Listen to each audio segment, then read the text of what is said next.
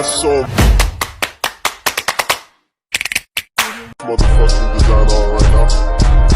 Bring it down, bring it down, bring it down. I got 3 old guys on the wall. Assalamualaikum warahmatullahi wabarakatuh. Perkenalkan, nama saya Suryananda. Saya Muhammad Arifin. Saya Fairulman Effendi. Saya Dwi Agustin Akil. Kami di sini akan menjelaskan materi kami yang berjudul sifat tanah gambut, yang terdiri dari sifat fisik, sifat kimia, dan sifat biologi.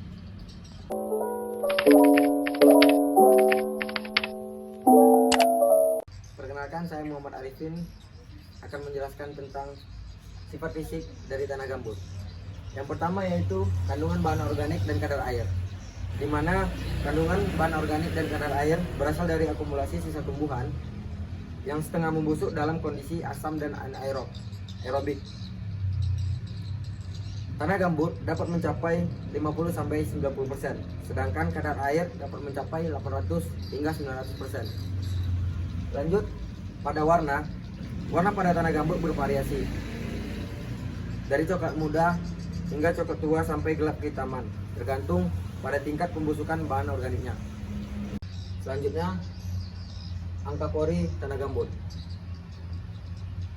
Angka pori tanah gambut yaitu ruang kosong antara partikel-partikel tanah yang diisi oleh udara dan air. Angka pori tanah gambut dapat mencapai 80 hingga 90%. Selanjutnya, serat-serat organik. Serat-serat organik ini terlihat seperti lumut sphagnum, batang dan akar rumput-rumputan. Serat-serat ini memberikan sifat elastis dan kompresibel terhadap tanah gambut. Selanjutnya, berat jenis.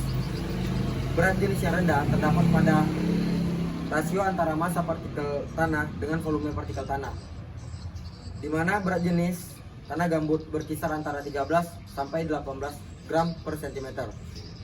Selanjutnya akan dijelaskan teman saya.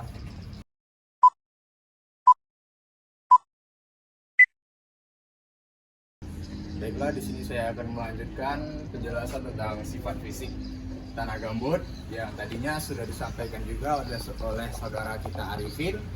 Nah, di sini langsung saja kita ke pembahasan permeabilitas. Nah, permeabilitas ini adalah kemampuan tanah untuk mengalirkan air dan udara. Nah, pada lahan gambut, permeabilitas tanahnya rendah dikarenakan pori-pori tanah itu kecil. Nah, kita bisa mengatasi permeabilitas pada tanah gambut ini dengan cara membuat irigasi yaitu drainase dan juga pengolahan tanah. Selanjutnya itu ada daya menahan beban. Nah, daya menahan beban ini artinya kemampuan tanah untuk menopang beban yang ada di atasnya. Nah, pada lahan gambut, kemampuan daya menahan beban itu sangatlah rendah. Kenapa? Karena pada lahan gambut dia banyak mengandung bahan-bahan organik dan kadar air yang tinggi. Kita bisa mengatasi permasalahan daya menahan beban ini pada lahan gambut dengan cara melakukan pengeringan dan pemadatan pada tanah gambut itu. Selanjutnya ada subsiden. Subsiden yaitu penurunan tanah. Nah, subsiden terjadi pada lahan gambut itu cukup tinggi. Kenapa? Karena pada lahan gambut itu memiliki sifat kompresibel dan elastis. Nah, saat subsiden terjadi pada tanah gambut, artinya penurunan tanah juga diiringi dengan penurunan volume dari tanah tersebut. Nah, selanjutnya ada sifat kering tidak balik. Sifat kering tidak balik ini artinya kadar air, volume yang telah hilang tidak dapat kembali lagi, yang disebabkan oleh kekeringan yang merusak struktur dari tanah. Nah, sifat kering tidak balik ini juga mempengaruhi produktivitas tanah gambut tersebut. Sekian dari saya, selanjutnya akan disampaikan oleh Saudari Suryananda.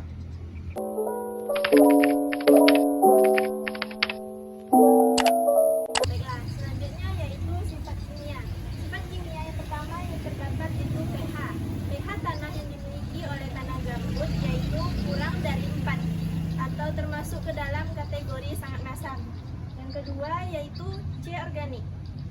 C organik pada tanah gambut sangatlah tinggi, yaitu mencapai 50 sampai 90%. Selanjutnya yaitu N total. Kandungan N total tanah sangat tinggi, yaitu berkisar 1,77 sampai dengan 2,03%. Baik, selanjutnya yaitu P tersedia dan K yang tersedia pada tanah.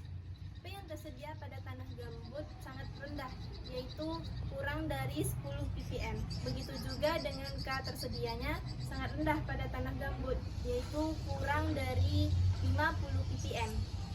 Selanjutnya yaitu KTK atau kapasitas tukar kation. Kapasitas tukar kation pada tanah gambut itu sangat tinggi, yaitu berkisar antara 109 sampai 117. Baik, yang terakhir yaitu kejenuhan basah. Kejenuhan basah tanah antara 6 sampai 9% atau sangat rendah. Hal ini dikarenakan oleh nilai kejenuhan basah pada tanah berhubungan erat dengan pH tanah. Jika pH tanahnya rendah, maka kejenuhan basahnya juga ikut rendah. Baik, materi selanjutnya yaitu sifat geologi yang akan disampaikan oleh Dwi Agustin Alfia.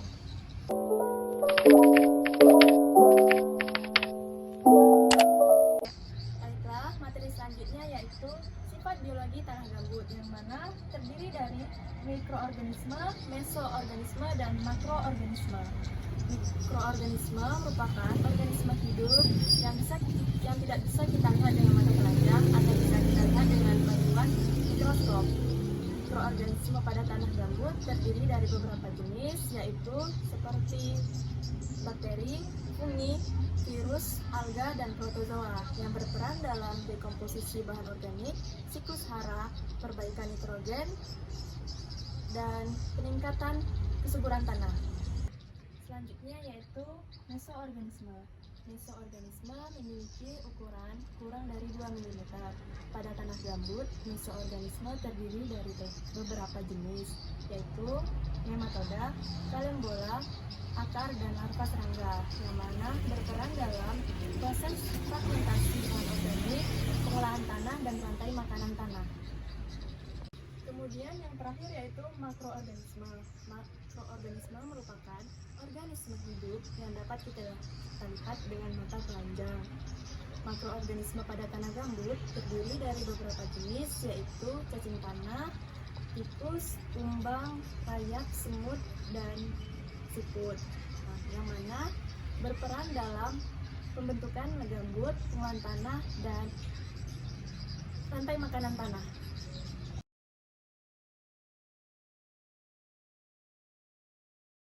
Terima kasih. Hanya ini yang dapat kami sampaikan. Lebih dan kurangnya kami mohon maaf. Kami akhiri. Wabillahi taufiq wal hidayah. Wassalamualaikum warahmatullahi wabarakatuh. Audio Jungle.